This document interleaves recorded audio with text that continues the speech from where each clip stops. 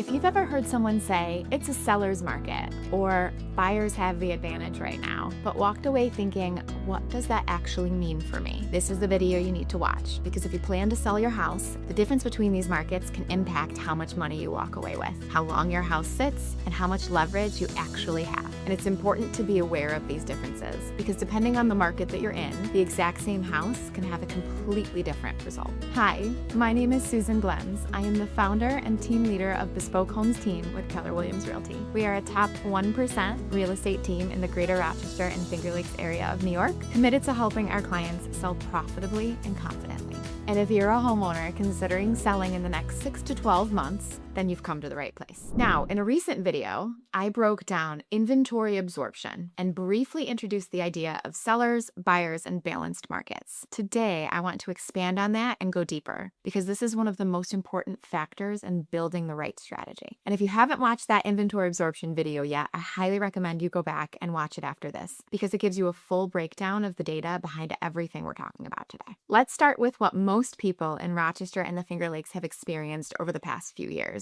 I would say since 2020, really, a seller's market. A seller's market simply means that there are more buyers actively looking than there are homes available. In other words, demand outweighs supply. And when that happens, sellers are in the driver's seat. You'll typically see homes selling quickly, often with multiple offers, escalation clauses, and buyers competing not just on price, but on terms as well. Things like flexible closings, waived inspections, and contingencies are very common. And in many cases, buyers are taking on much more risk to win. For sellers, this is where you have the most leverage. But here's where I want to push back on a common misconception about sellers markets. Just because you're in one doesn't mean that you can price your home however you want. In fact, in a seller's market, pricing correctly is what creates that competition. You price too high and you can actually miss the moment, even when demand is strong. For example, let's say a homeowner's goal is to walk away with at least $400,000 from their sale. After analyzing the comps, we decide to use a teaser pricing strategy and list the home at $350,000 because it's a high demand neighborhood with very limited inventory. This is what we'll probably experience. In the first weekend,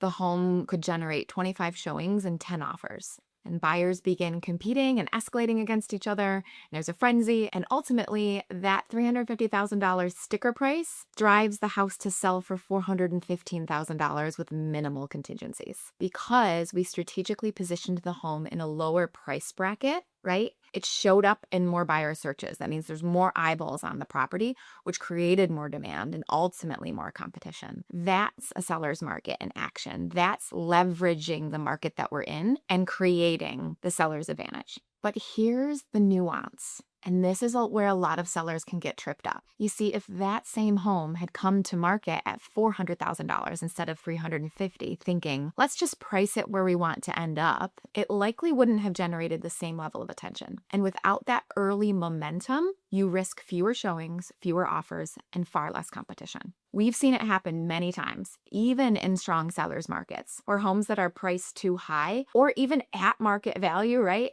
actually sell for less because they never created that initial demand. And that's why strategy matters so much, and why having the right guidance on pricing can make a significant difference in your final outcome. Now let's talk about the opposite, a buyer's market. This is when there are more homes for sale than there are active buyers. There's a plethora of homes to choose from. So in other words, supply outweighs demand. And in this type of market, buyers have options, and that shifts the leverage, right? Buyers can take their time. They can browse the listings. They can compare multiple homes. They can window shop more, right? They can negotiate more aggressively too. So what does that mean for sellers? Well, certainly longer days on market, we see homes start to sit more price reductions, and then often more concessions are negotiated on behalf of the buyer. Well, that could be repairs, closing cost assistance, or even flexible terms. For example, let's say that same $350,000 house we were talking about earlier, right? It hits the market, but now there are 15 other similar homes in the same price range and only a handful of active buyers. And after a few weeks with limited showings, the seller reduces the price to $335,000 and then again to $315,000. And eventually they accept an offer at $305,000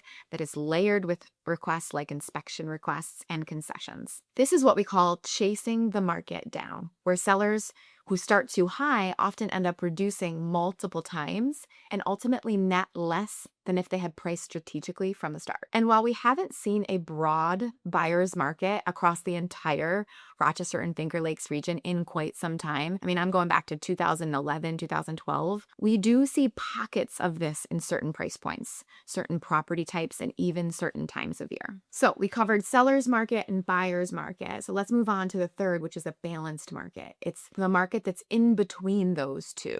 It's where supply and demand are relatively equal and neither side has a strong advantage, and outcomes tend to be more predictable. Homes are still selling, but not instantly, and buyers are still active, but they're more selective. One key thing to know about a balanced market is that it's simply a bridge on a shift from one market to the other. So when we're shifting from a seller's market to a buyer's market, we hit a balanced market in between. And on the other side of that, when we're shifting from a buyer's market to a seller's market, the balanced market is in the middle. So we don't stay in a balanced market too long, but when we see one, we know that we're probably shifting away from the market that we've been in. Let's look at a balanced market example. So a home is listed at $350,000 and it stays steady but not overwhelming traffic. Maybe 5 to 10 showings over the first couple of weeks. And it receives 1 or 2 offers, but ultimately sells for $350,000 or slightly above with some reasonable inspection requests and a standard negotiation process. There's no bidding war,